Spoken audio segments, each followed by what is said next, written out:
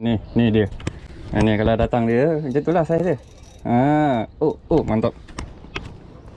Kalau datang dia macam itulah, Mek.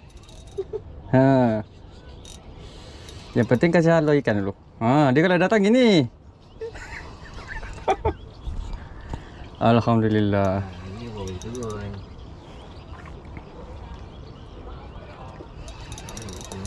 Kalau datang macam ni barulah semangat mancing.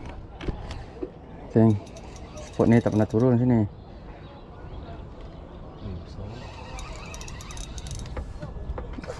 Dalam ni.